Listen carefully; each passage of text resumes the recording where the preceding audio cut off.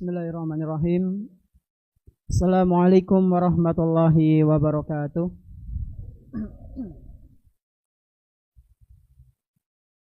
Alhamdulillahirabbil alamin, wassalatu wassalamu ala nabiyyina Muhammadin wa ala alihi wa ashabihi wa man tabi'ahum bi ihsanin ila yaumiddin.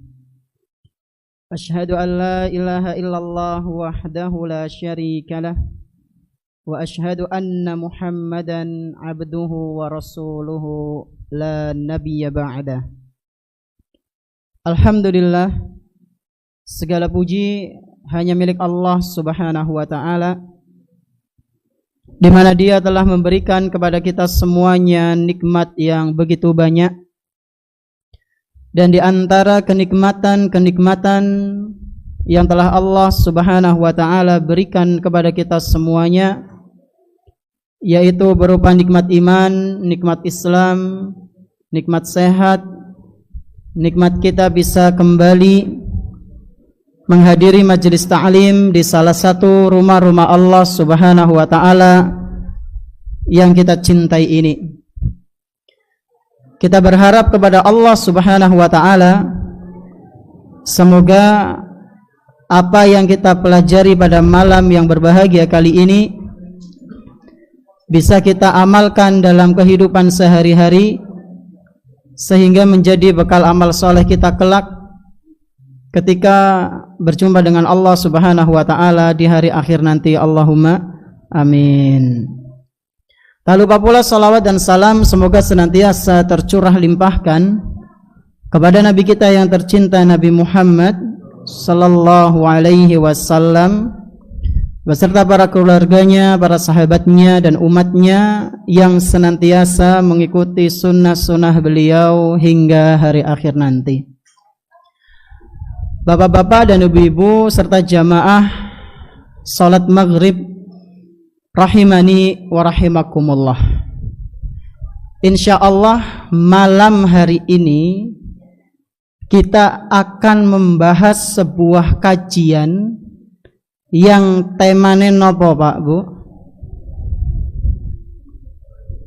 Temane nopo niki? Nopo? Ibadah terpanjang. Ada jawaban lain? Niki broadcastnya di-share napa mboten Pak Faizun? Di-share. Tapi dening pada amleng ya. Judulnya apa? Ibadah terpanjang, ibadah terlama. Ada jawaban lain? Ya pada bae lah Ustaz. Panjang kalau lama ya pada. Iya. Kita akan membahas kajian tematik yang judulnya ibadah terlama.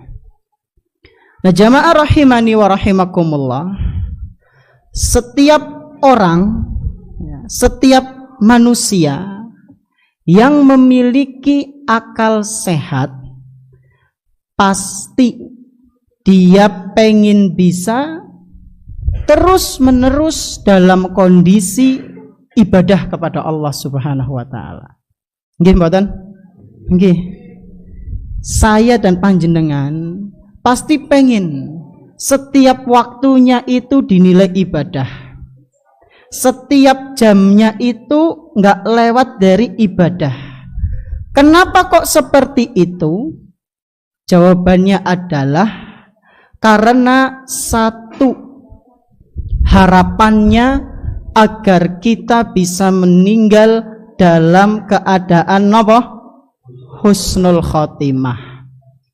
Karena orang yang meninggal ketika sedang di tengah-tengah ibadah, itu indikasi besar Pak Bu, dia meninggal dalam keadaan husnul khotimah. Husnul khotimah sih apa? Akhir yang baik. Dan ini kajian kita yang kemarin ya yang bulan lalu lah, bahas tentang akhir hidup yang baik. Ini yang pertama. Kemudian alasan kedua, kenapa kok kita pengen setiap waktu kita itu dalam kondisi ibadah? Yang kedua jawabannya adalah agar sangune akeh. Sangu napa niki? Sangu pahala lah. Apa maning sih? Ya. Kita nanti menghadap Allah Subhanahu wa taala, sangunya itu sekurang-kurangnya cuma 2, Pak Bu. Kalau enggak pahala, ya napa? Dosa. Ya. Duit kerap digawa orang. Ya. Jabatan itu enggak dibawa enggak. Kedudukan, kemudian istana yang megah, ya, gelar yang begitu panjang, itu enggak dibawa. Yang akan dibawa adalah cuma pahala atau dosa. Maka beruntunglah orang yang kembali kepada Allah dengan membawa bekal pahala, dan merugilah orang yang ketemu Allah bekalnya adalah dosa. Na'udzubillahi min dzalik. Ini 2 hal atau 2 alasan kenapa kok kita pengen setiap waktunya dinilai ibadah. Karena harapannya supaya husnul khotimah, dan yang kedua apa? Pahalanya banyak. Selain itu Pak Bu, kenapa kok kita harus terus dalam kondisi ibadah? Karena itu perintah Allah Subhanahu wa taala. Kata Allah Subhanahu wa taala dalam Al-Qur'an surat Al-Hijr ayat ke-99. Surat napa? Al-Hijr ayat 99. Di situ Allah Subhanahu wa taala berfirman, wa'bud rabbaka hatta ya'tiyakal yakin. Engkau beribadahlah kepada Allah sampai datang keyakinan. Nah, keyakinan di sini maksudnya apa? Apakah nek sing wis yakin ya wis, ya. Kan ada sebagian orang, saya pernah dengar ya. Kok kenapa ora salat lah, sing penting wis yakin. Dalile apa kiye? Surat Al-Hijr ayat 99. Beribadah sama Allah sampai kapan? Sampai datang keyakinan. Nek wis yakin Allah ke Tuhanmu, ya wis, ora usah salat. Apakah tafsirnya seperti itu? Yakin di sini maksudnya apa? Kenyataan. Ada jawaban lain? Napa? Dalam kolbu. Berarti nek nang kolbu wis yakin, mandek salatnya. Ada jawaban lain? Tadi sinten? Kematian, masya Allah. Sing bener niki. Kenyataan, keyakinan dalam kolbu, kematian. Mana yang benar kira-kira? Kematian. Ya. Para ulama tafsir Ahlus Sunnah semuanya Pak Bu, panjenengan bisa cek di kitab-kitab tafsir, yakin di sini adalah kematian. Karena orang yang sudah ketemu dengan malaikat maut itu udah nggak ragu-ragu lagi. Oh ya temenan jebule ki mati nyong. Pas tobat diterima nggak? Nah, enggak lah. Udah ketemu ini malaikat maut, tobat karena dia sudah sadar. Al yakin di situ adalah al maut. Jadi Allah Subhanahu wa taala Pak Bu memerintahkan kita untuk beribadah kepada Allah sampai datang keyakinan, yaitu kematian. Kalau kita sudah mati, ya wis ora sang ibadah. Penak nggih. Contohnya gini lah. Ki mengko ya, nun sewu niki nun sewu. Mengko bar isa ninggal misalnya. Ngisuk salat subuh ora? Ora wis, ora perlu. Ya. Kurban apa ora? Ora perlu, penak mbok. Nah, tapi urung siap Ustaz. Ya saatnya kita mempersiapkan ya. Ya, jane ya kepenak-penak abot ya Ustaz ya. Ninggal ya wis rampung orang ibadah. Tapi ya tanggung jawabnya besar nanti kalau bekal kita belum cukup. Nah, jamaah rahimani wa rahimakumullah, mengenai hal ini yaitu ibadah terlama, sekurang-kurangnya ada 3 jenis ibadah yang bisa dikatakan sebagai ibadah terlama. Ibadah terlama itu ada berapa? 3. Apa saja itu Ustaz? Yang pertama, mentauhidkan Allah Subhanahu wa taala. Yang pertama apa? Mentauhidkan. Apa itu tauhid? Ya mengesahkan Allah Subhanahu wa taala. Dari lahir sampai meninggal kita mengesahkan Allah Subhanahu wa taala. Suwe apa sedela gue? Suwe. Bagi yang usianya 60 tahun berarti dari usia balik sampai 60 tahun dia mentauhidkan Allah. Itu kan lama. Apalagi yang usianya sampai 70 tahun dia tekun ibadah, menyembah hanya kepada Allah, mempersembahkan ibadah cuma untuk Allah, tidak mempersekutukan Allah. Itu lama apa sebentar? 70 tahun? Lama. Ini yang pertama. Ibadah yang paling lama yang pertama adalah mentauhidkan Allah, mengesahkan Allah. Yang kedua, menuntut ilmu agama, belajar. Jadi belajar itu enggak ada tamatnya. Sing ana tamatnya napa? Sekolah. Ya. Sekolah itu berjenjang. SD pinten tahun? Ya sing 6 tahun. Nun sewu. Kadang ana sing 7, 8 ya, karena disayang nang gurune ya. Ada juga yang mungkin 5 tahun SD karena patas ya. SMP pada umumnya berapa? 3. SMK 3. Sudah berapa tahun? 12 tahun. Belum yang kuliah. Berapa semester?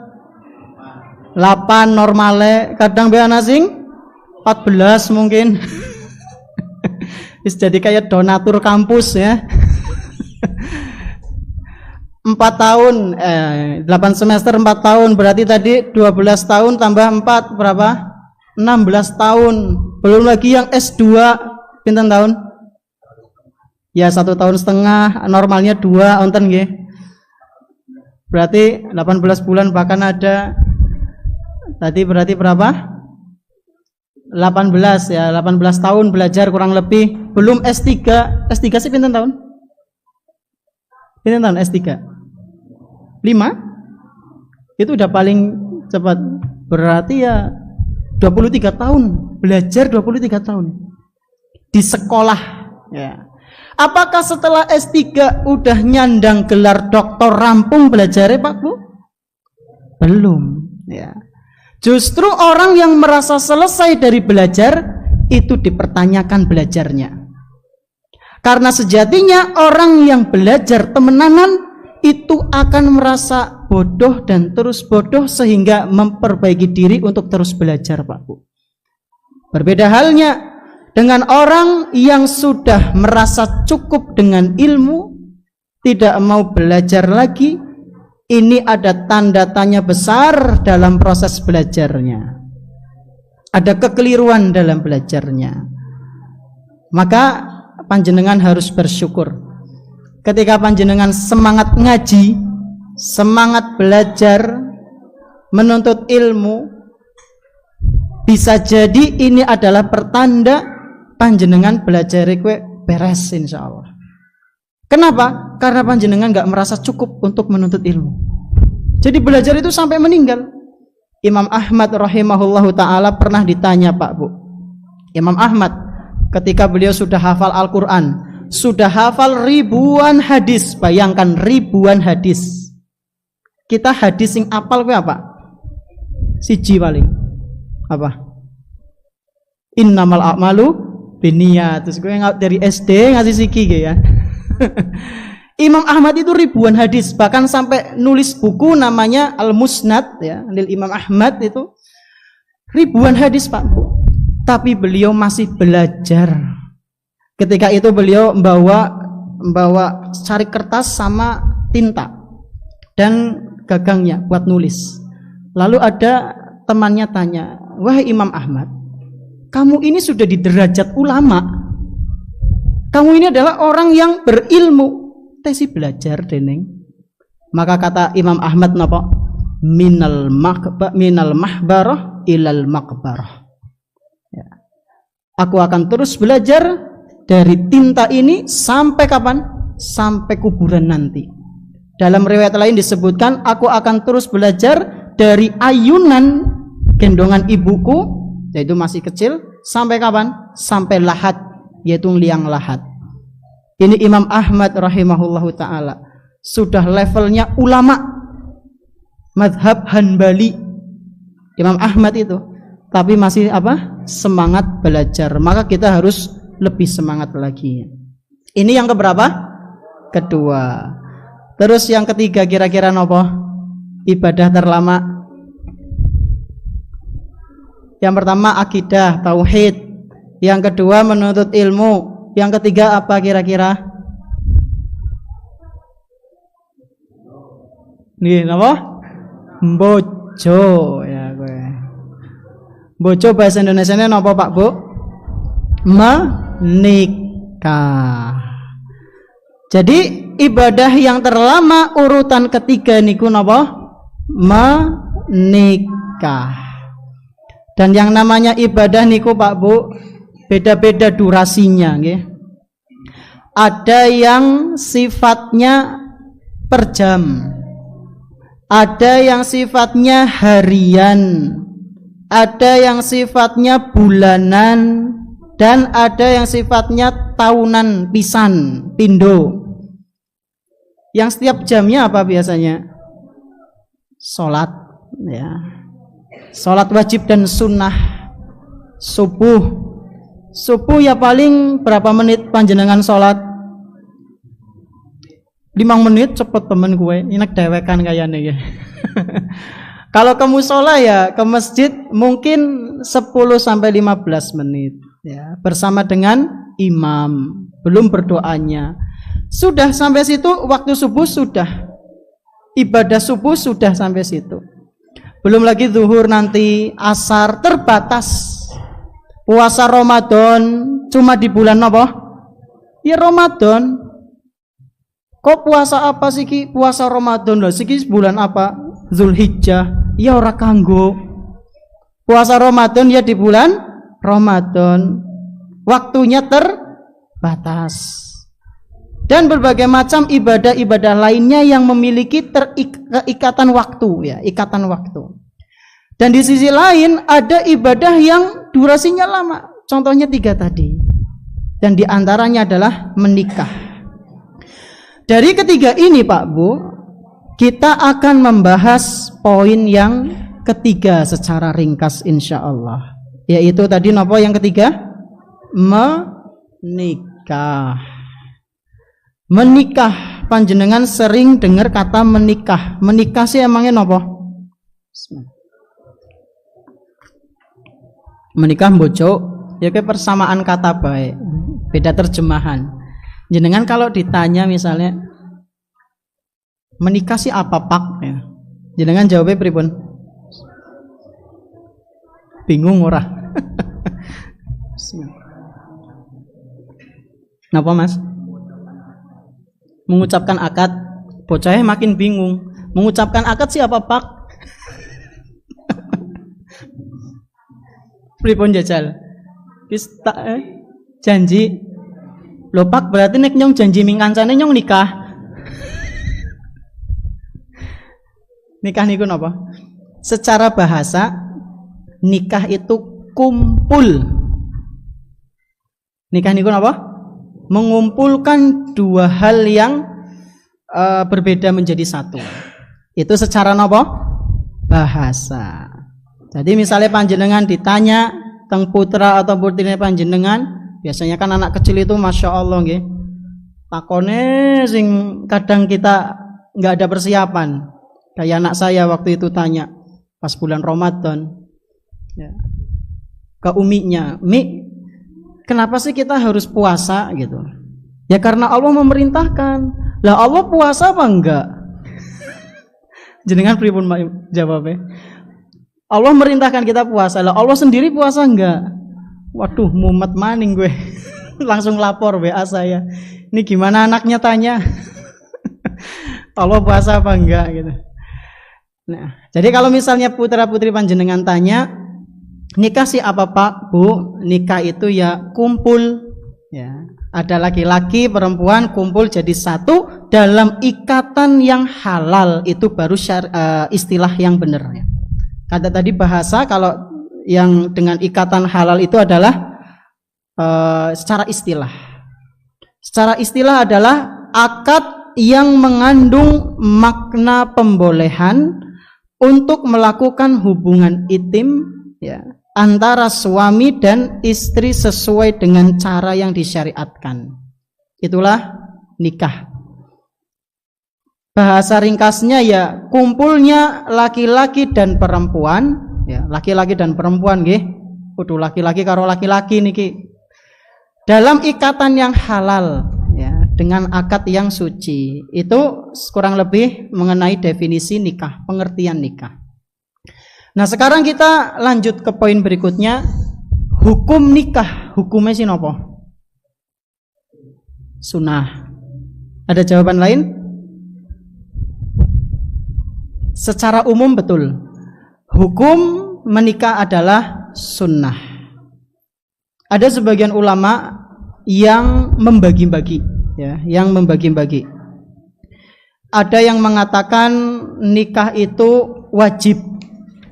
Ada yang mengatakan nikah itu mubah.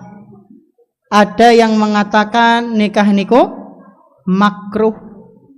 Ada juga yang mengatakan nikah itu haram. Bagaimana perinciannya, Ustadz? Yang mengatakan wajib adalah ketika seseorang sudah mampu finansial dan mentalnya. Ya, maksudnya sehat dia, nggak ada penyakit yang kiranya ya berkaitan dengan hubungan seksualitas ya. Hartanya mampu, fisiknya mampu. Kemudian dia takut terjerumus pada zina, maka sebagian ulama ada yang berpendapat ini wajib nikah.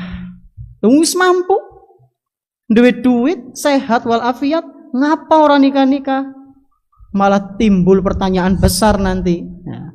Maka sebagian ulama, enggak semua, mengatakan wajib baginya untuk nikah.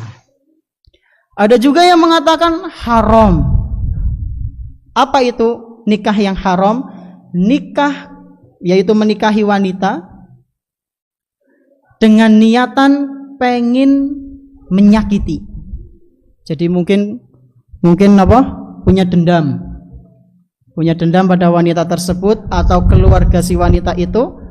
Akhirnya dia menikahi wanita itu, pas sudah nikah dia ternyata disakiti. Ya, dihianati dan sebagainya. Maka sebagian ulama mengatakan ini haram. Ada juga yang makruh, yaitu ketika dia belum mampu finansial maupun fisik, tapi wis pengen ngebet nikah. Ya, sebagian ada mengatakan makruh. Tapi yang ala kulihal Pak Bu, mengenai hal ini para ulama sepakat nikah itu hukumnya secara umum adalah sunnah. Banyak dalilnya yang menunjukkan bahwasanya nikah itu hukumnya sunnah. Dari Al-Quran, hadis maupun ijma. Dari Al-Quran diantaranya adalah dalam Al-Quran surat An-Nur. Surat apa? An-Nur. Surat An-Nur ayat 32. Ayat ke-32. Kata Allah Subhanahu wa taala, wa ankihul ayama minkum wassalihina min ibadikum wa imaikum. Nikahkanlah orang-orang yang masih membujang di antara kalian ya. Jadi kalau ada di antara kita niku nuwun sewu masih jomblo, kowe aja dibully Pak Bu ya. Tapi di napa? Dibantu ben cepet nikah ya. Pertanyaannya itu jangan seakan menyudutkan ya. Aben ketemu takon kapan ya. Dening si urung ya. Kowe sing takon melu ngrewangi apa ora? Doa bembuh ya. Kata Allah Subhanahu wa taala, bantulah mereka yang para jomblo itu untuk menikah. Dan para hamba sahaya yang kalian miliki yang soleh. Kata Allah Subhanahu wa taala napa? Wassalihin. Yang dia itu zahirnya soleh ya. Maka bantu untuk menikah. Jangan dibiarkan kasihan. ya, supaya bisa menyempurnakan sebagian agamanya. Ini dalil yang pertama menunjukkan nikah itu sunnah. Ada juga ulama yang berdalil dengan ayat ini nikah itu wajib, karena di situ Allah pakai kata perintah, wa ankihu, nikahkanlah. Itu kan perintah, nikahkanlah. Ini dalil yang pertama dari Al-Quran. Dari hadis banyak, diantaranya adalah kisah cerita yang dibawakan oleh Anas bin Malik radhiyallahu anhu. Suatu hari pernah ada beberapa sahabat Nabi, dia nemui Aisyah radhiyallahu anha. Aisyah niki sinten? Istrinya Rasul sallallahu alaihi wasallam. Orang-orang ini tanya kepada Aisyah, "Wahai Aisyah, Nabi sallallahu alaihi wasallam itu kalau di rumah apa amalannya? Ngapa baik? Kami pengen tahu." Maka Aisyah pun memberitahu, Rasulullah sallallahu alaihi wasallam itu kalau di rumah begini, begini, begini dan begini. Ketika mendengar jawaban dari Aisyah, orang-orang ini, ya 3 orang ini, salah satu dari mereka bilang ke temannya, "Wa aina nahnu minan nabi sallallahu alaihi wasallam? Qad ghufira lahu ma taqaddama min dhanbi wa ma ta'akhkhar." Weh bro, bahasa kita kayak gitu. Bro, ternyata Nabi sallallahu alaihi wasallam ibadah masya Allah, ya. Berarti kan mungkin ya sangat luar biasa gitu. Padahal Nabi itu sudah diampuni dosa-dosanya yang telah lalu maupun yang akan datang. Kita harus lebih dari Nabi. Orang ini ngomong apa? Kita harus lebih dari Nabi. Maka salah seorang dari mereka ada yang bilang, "Amma ana fa inni usallil laila abada." Oke, kalau begitu aku akan sholat malam terus ora turu-turu. Jos apa ora? Ya kayaknya jos ya. Bayangkan tahajud terus nggak tidur, langsung langsung apa? Maraton ke subuh. Habis subuh nanti duha sampai duhur mungkin ya. Sholat sunnah terus setiap malam itu sholat nggak akan tidur. Ini yang pertama. Lalu yang kedua ngomong, "Ana asumud dahra wala uftir." Adapun aku akan puasa terus sepanjang tahun, enggak buka. Es campur moh, kolek moh, nyong arep ora buka. Jos apa ora? Jos, kayaknya sih jos ya. Ini orang yang keberapa? Kedua. Lalu yang ketiga dia bilang, "Ana a'tazilun nisa fala atazawwaju abada." Adapun aku akan menjauhi seluruh wanita dan aku enggak akan nikah selama-lamanya. Ternyata Pak Bu, ucapan ketiga orang ini terdengar oleh Rasulullah sallallahu alaihi wasallam. Langsung diparani. Kira-kira Rasulullah sallallahu alaihi wasallam menemui 3 orang ini dikasih apresiasi apa ditomai? Kalau bahasa kita ya ditegur, dimarahin. Ternyata niat mereka ini meskipun baik, prakteknya itu disalahkan oleh Nabi sallallahu alaihi wasallam. Rasulullah sallallahu alaihi wasallam kemudian menemui orang-orang ini, lalu beliau bersabda, "Antumul ladzina qultum kadza wa kadza." Apakah kalian ini tadi yang mengatakan seperti ini dan seperti ini? Ama wallahi inni la akhsyakum lillahi wa atqakum lah. Demi Allah, kata Nabi, aku adalah orang yang paling takut dan paling bertakwa kepada Allah daripada kalian. Nabi bilang apa? Aku ini adalah orang yang paling takut dan paling bertakwa kepada siapa? Allah. Akan tetapi meskipun aku ini paling takut dan paling bertakwa, kata beliau, lakini asum wa uftir. Aku puasa ya aku buka. Sing memper lah. Puasa ya buka. Nabi saja manusia yang paling bertakwa, puasa ya juga buka. Jadi kita nggak usah sok-sokan. Ya. Wayai buka ya buka, nggak usah diundur sampai kapan? Sampai menjelang sahur. Ben ngapa? Ben pahalane akeh jere sapa. Lah ini Nabi SAW menegur orang yang seperti itu. Lalu kata Nabi SAW, wa usolli wa arkut. Aku juga sholat malam, aku juga tidur. Terus kenapa kalian tidak mau tidur? Ya, aku ini orang yang paling bertakwa, tapi aku sholat malam dan aku tidur. Lalu yang ketiga apa? Yang menjauhi wanita. Nabi mengatakan, wa atazawwaju an-nisa. Aku juga menikahi wanita. Aku adalah orang yang paling takut kepada Allah, aku orang yang paling bertakwa kepada Allah, tapi aku juga menikahi wanita. Bahkan wanita yang jumlahnya enggak sedikit ya. Lalu kata Nabi SAW, ini pembahasan kita. Faman rohiba an sunnati falaisa minni. Barang siapa yang membenci sunnahku, maka dia bukan termasuk dari golonganku. Dari hadis ini sebagian ulama menjelaskan bahwasanya menikah termasuk dari sunnahnya Nabi Muhammad sallallahu alaihi wasallam. Ini mengenai dalil yang menunjukkan bahwasanya napa? Nikah niku hukumnya sunnah secara umum.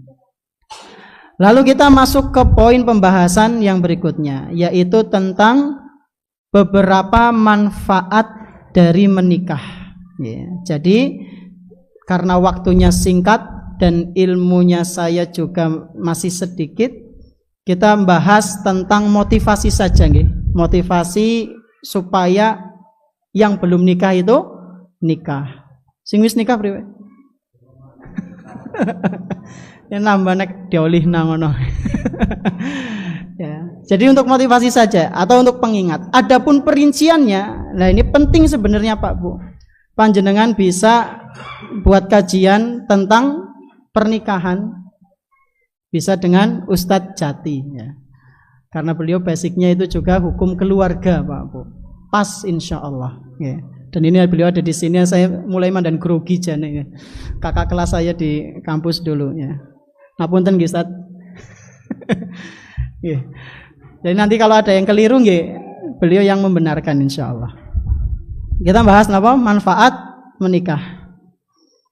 Sekurang-kurangnya ada 5 manfaat insya Allah yang akan kita bahas. Semoga saja waktunya cukup.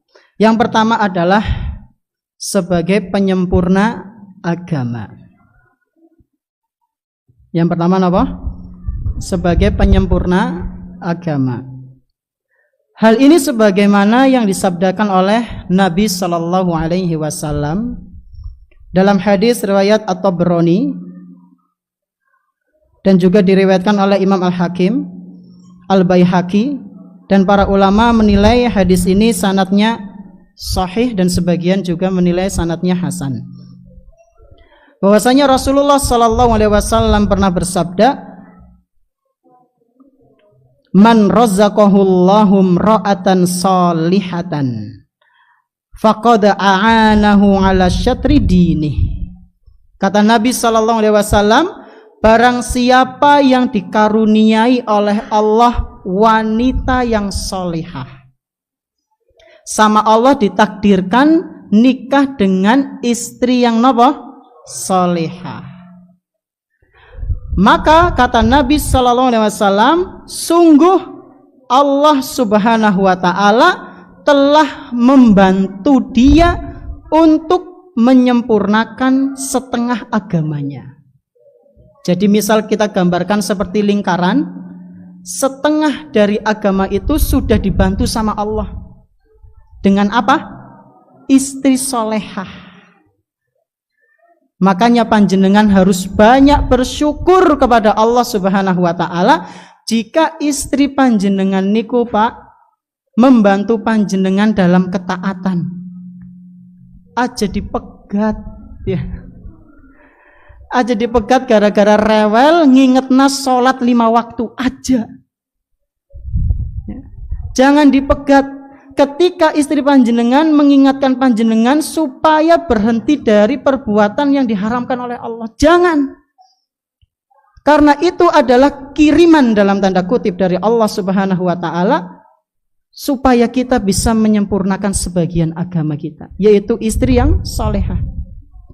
Dan istri salehah itu termasuk termasuk tanda kebahagiaan yang didapatkan oleh seorang hamba. Maka jagalah wanita panjenengan yang salehah. Lalu kata Nabi sallallahu alaihi wasallam, "Falyattaqillaha fi syatril baqi." Maka sebagian yang lain tinggal disempurnakan. Ya, tinggal dilakukan syariat-syariat yang lain yang telah Allah Subhanahu wa taala tetapkan bagi para hambanya. Ini manfaat yang pertama, nopo? Penyempurna agama. Lalu manfaat yang kedua dari pernikahan adalah menikah merupakan ladang pahala. Jenengan kalau dengar ladang niku sih amba apa sempit? Amba. Nikah itu termasuk apa? Ladang pahala. Jadi di dalamnya itu banyak sekali apa? Pahala. Panen pahala, Pak Bu. Kok bisa Ustadz? Karena tadi durasinya lama nikah. Kira-kira di sini yang usia pernikahannya paling lama sinten? Nah, yang paling nggih.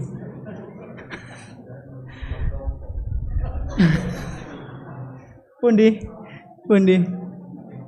Oh nggih. Estrine tasih wonten. Oh, Masya Allah. Pun pinten tahun, Pak?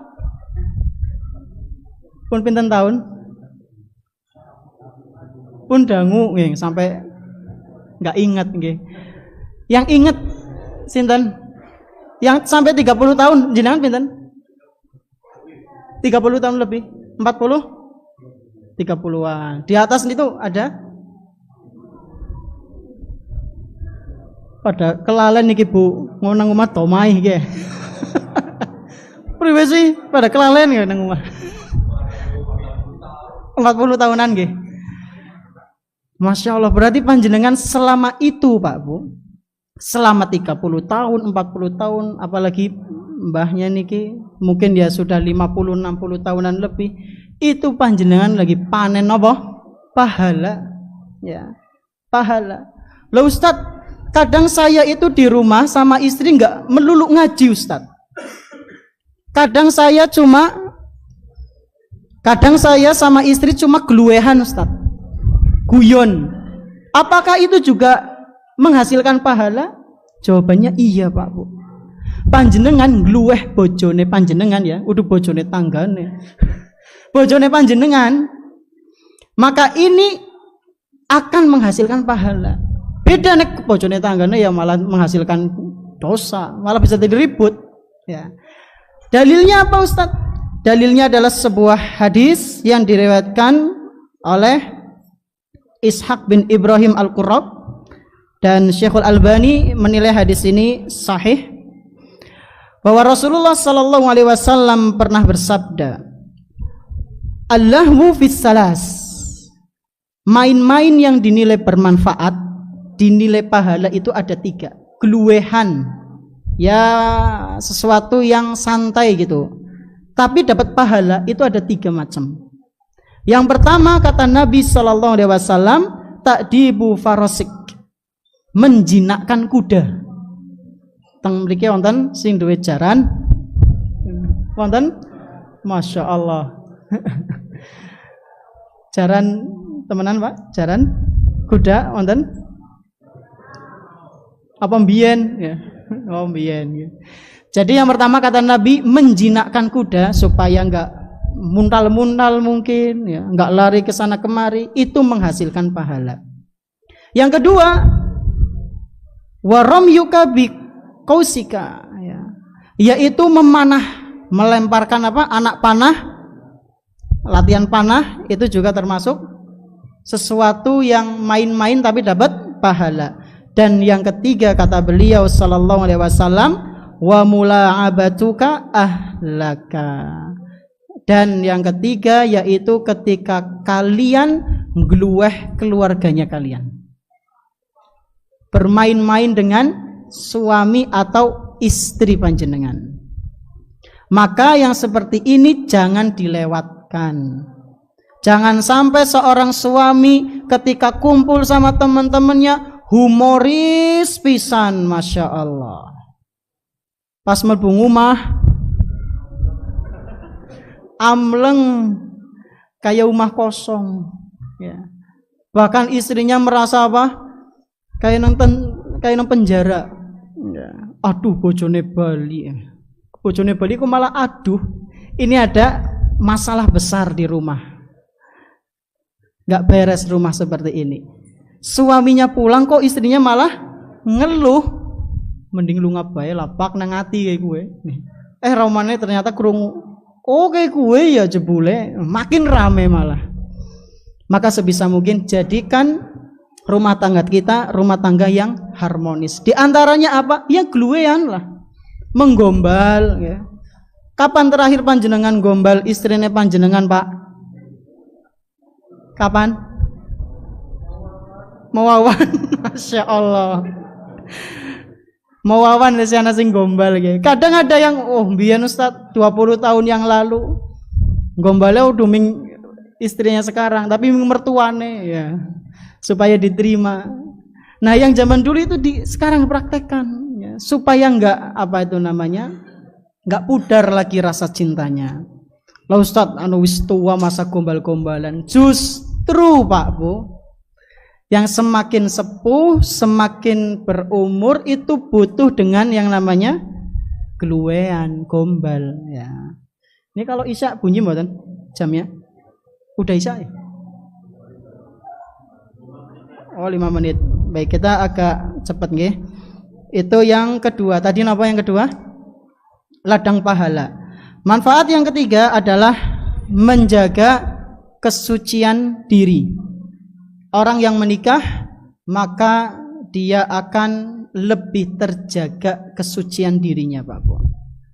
Ya, akan lebih menjaga pandangan matanya, tidak diumbar ke sana kemari. Hal ini sebagaimana sabda Nabi sallallahu alaihi wasallam, "Ya ma'syarasy syabab, man istata'a minkumul ba'ah falyatazawwaj." Wahai para pemuda, barang siapa di antara kalian yang sudah mampu finansialnya dan juga fisiknya untuk menikah, maka nikahlah. Kenapa? Fa innahu aghaddu lil basari wa ahsanu lil farj. Karena menikah itu jauh lebih memudahkan Anda untuk menundukkan pandangan dan menjaga kemaluan. Lah Ustaz, kalau misalnya belum mampu nikah, apakah ada solusi? Ada solusinya. Kata Nabi sallallahu alaihi wasallam, bagi yang belum mampu makan apa? Puasa. Puasa. Hadis ini diriwayatkan oleh Imam Bukhari dan Muslim. Lalu manfaat yang keempat. Kenapa kita harus menikah? Karena ada manfaatnya. Di antaranya adalah menjaga garis keturunan yang jelas. Di garis bawah itu yang jelas. Jadi dengan menikah Pak Bu, maka kita akan memiliki keturunan yang jelas, udusing ora jelas. Ya. Karena beda garis keturunan yang jelas dengan garis yang tidak jelas itu jauh berbeda. Nanti ada kaitannya dengan waris, dengan pertanyaan ki anaknya siapa jane ya. Maka dengan seperti itu harus nikah. Dan ketika seorang hamba menikah, maka dia akan mendapatkan anak. Dan kalau anaknya banyak, itu Rasulullah sallallahu alaihi wasallam sangat senang, Pak Bu. Dalam sebuah hadis diceritakan pernah ada seseorang curhat kepada Nabi, pengen menikahi seorang wanita yang cantik jelita, tapi nuwun sewu, wanita ini ternyata mandul, alias tidak bisa apa? Punya anak. Dia izin ke Rasul, wahai Rasul, boleh nggak saya nikahi si fulanah? Dia cantik, wahai Rasul. Jangan. Untuk yang kedua kalinya, wahai Rasul, saya mau nikah sama si fulanah. Dia cantik, wahai Rasul. Jangan. Lalu yang ketiga kalinya, wahai Rasul, please lah. Nyumpengin karo kae, wahai Rasul. Cantik. Alasannya karena apa? Cantik. Maka kata Nabi, lebih baik jangan.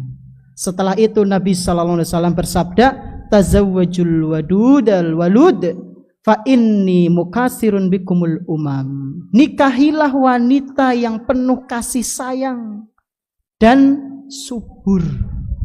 Kenapa? Karena sesungguhnya aku akan membanggakan kalian nanti di hari kiamat di hadapan seluruh umat manusia. Jadi disunahkan untuk menikahi wanita yang penuh kasih sayang. Ustadz, cirinya wanita penuh kasih sayang itu gimana? Nek dipereki bocah cilik orang ngamuk. Biasanya kan ada sebagian wanita itu dideketi sama anak kecil, ngalih lah jenengnya, ngalih.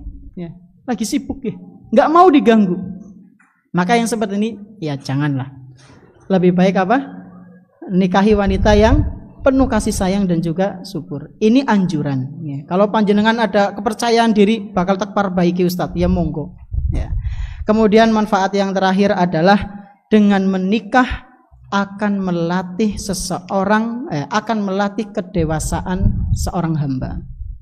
Menikah akan membentuk karakter seseorang. Di antaranya adalah kedewasaannya.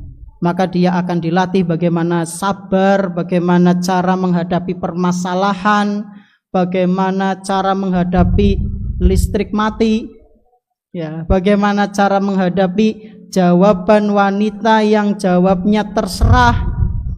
Sekarepe pak lah, apa karepe lah, jenengan pripun jajal? Sega goreng bok salah, mie ayam bok salah, bakso bok salah.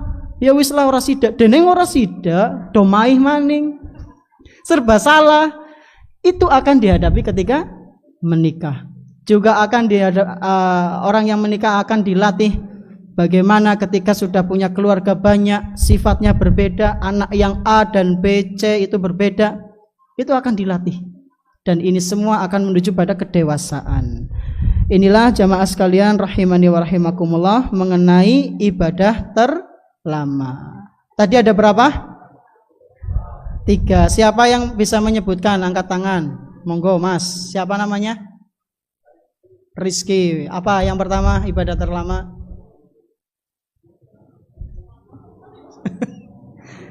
Kewis Isya ge. Apa Mas Rizky? Mentauhidkan Allah. Yang kedua, menuntut ilmu. Menikah, Masya Allah. Rizky udah menikah belum? Rizky udah menikah belum? Oh belum. Pertanyaan kedua Pak. Dalil yang menunjukkan nikah itu sunnah surat apa? Nggih, panjenengan. An-Nur ayat, Masya Allah. Monggo An-Nur ayat 32. Pertanyaan terakhir. Siapa yang bisa menyebutkan 3 saja manfaat dari nikah? Monggo. Monggo. Bisa menjaga kesucian diri, terus menjaga garis keturunan yang jelas, ya. Terus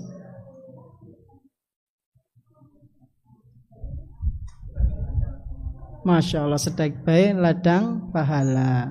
Mungkin ini yang bisa kami sampaikan, kurang lebihnya mohon maaf. Terima kasih atas perhatiannya. Kita tutup dengan doa kafaratul majelis. Subhanakallahumma bihamdik asyhadu an la ilaha illa anta astaghfiruka wa atubu ilaik. Wassallallahu ala nabiyyina Muhammadin wa ala alihi washabihi ajma'in. Wassalamualaikum warahmatullahi wabarakatuh.